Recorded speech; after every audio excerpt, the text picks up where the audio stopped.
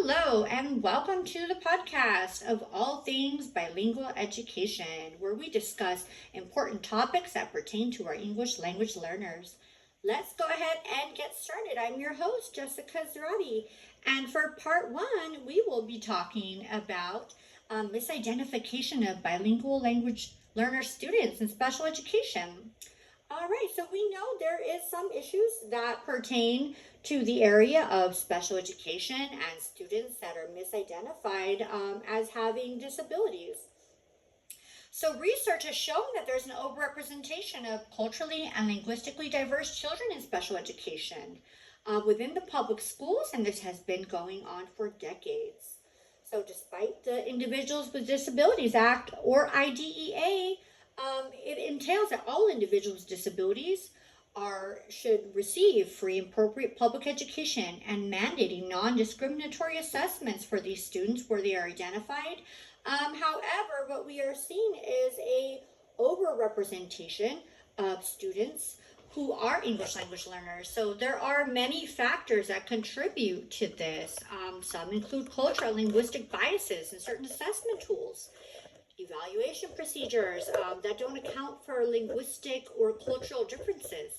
These often lead to misidentification of disabilities.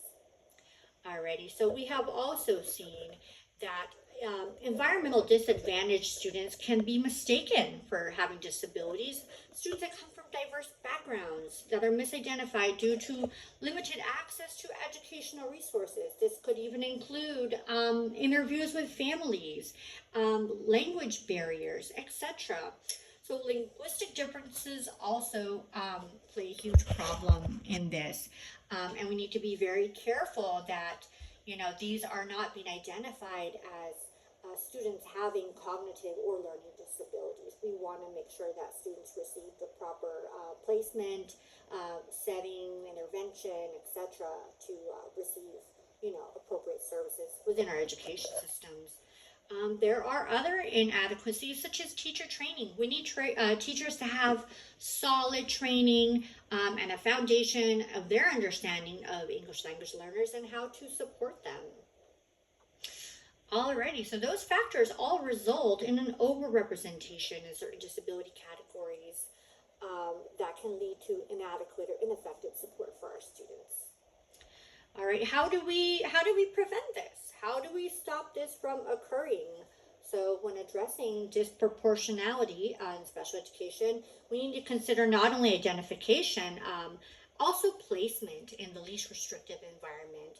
So research has shown that culturally and linguistically diverse students are an increased risk of being educated in more restrictive settings, which may not always justify their learning needs. So there are certain things such as a relative risk ratio where they compare placement rates across districts or states and they identify disparities in placement. All right, and so they work to find a solution by prioritizing equity and inclusivity, where we work toward creating a more effective special education system for all students.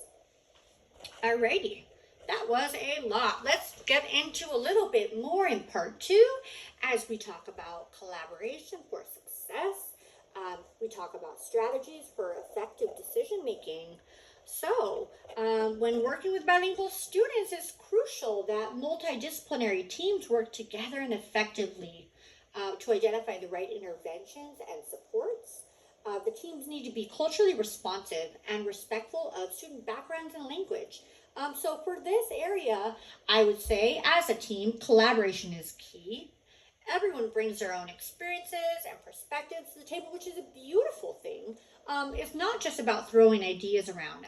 Teams need to use data to inform decision making that they're choosing as far as interventions that are proven to work. Okay, so we're not trying to, bounce ideas off the wall. We want to use data-driven information that inform learning decisions. All right, so the problem-solving process, this is pretty straightforward. So teams need to get a clear picture of students' strengths, their challenges. Teams must brainstorm ideas to support the student that takes into account culture. All right, language and culture, these are huge for our English language learner students. They develop a plan with specific goals and strategies for monitoring progress and put this plan into action as needed.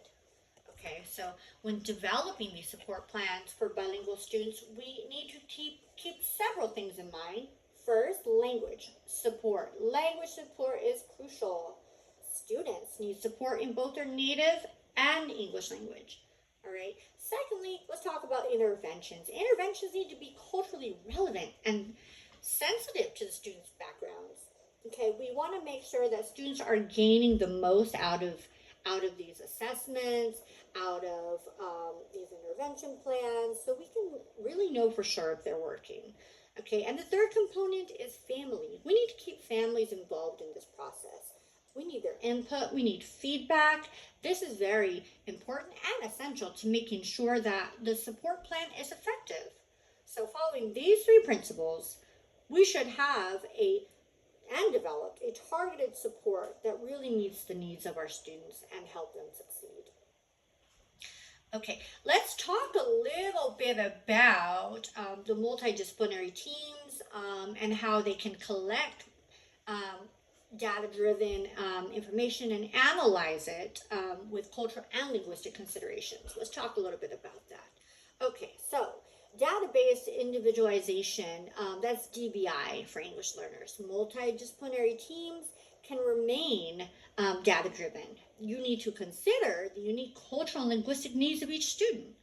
That involves delivering instruction that represents culturally and linguistically sustaining best practices. Okay, best practices, distinguishing between the needs and assets of learners to improve their progress. So to do this, educators, we need to consider key factors, including knowledge of second language acquisition, the impact of learning, each student's experience in both English and their first language, and we need to consider cultural expectations that influence learning and language behavior. We need to take into account that using ongoing academic and behavioral data, teams can target these interventions, and we can support these students both academically, linguistically, and help them grow and receive the individualized support needed. All right, that's very important. Alrighty, and lastly, let's talk about part 3. Welcome. If you are still listening, you have made it to part 3 of our podcast, where we talk about pathways to support. This includes factors and methods of referring bilingual students. So in this final segment, we will be diving into the critical topic of special education referrals for bilingual and English language learners. I know we talked a little bit about this in topic 1, where we explored key factors of referral process. We're going to dive a little bit more into that, and we will talk about what happens when making a referral, how we can head into this before a referral is made for special education and target the areas of need. So as we know, there are effective methods for communicating with families. We'll talk a little bit about that too, and what families should know along the way as their child is being referred for special education.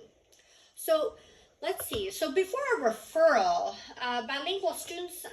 before referring bilingual students to special education, several factors should be considered. First, number 1 is the assessment validity. You want to ensure that whatever assessment you are using for the students are reliable and valid, that are culturally and linguistically appropriate for the student. And you also want to consider the limitations of the assessments, all right, for the students who speak the languages. We want to make sure that the assessments are valid. All right, secondly, we also want to consider the linguistic and cultural differences. We want to distinguish between language acquisition and challenges, such as learning disabilities. We want to consider cultural background and the impact on their academic performance. We want to consider standardization in terminology and analysis. We want to be aware of the operational definitions and standards used to identify disproportionality, as we talked about earlier on in our podcast. We also want to consider the directionality and magnitude of disproportionality and the methods used to analyze it. We want to make data-driven decisions. All right, we talked about this, so we want to make sure that we're using sophisticated statistical methods that help control confounding variables. And we want our interventions and support to be culturally responsive and linguistically appropriate. So all of these factors will help ensure that our students receive the support they need. Let's talk a bit about families. We don't have too much time left in our podcast, but we want to keep our parents informed every step of the way when students are being referred to special education. This includes before the referral process. We want to make sure we have our language support teams, our interpreters, our translators. We want to be culturally responsive with our communication. We want to make sure that parents understand and they are actively involved in all of the decision making, and that we're using language that's understandable for them. Okay, we want clear explanations. We want to provide families with all the information they need to make informed decisions about their child's learning. We want family involvement. We want their input and their feedback.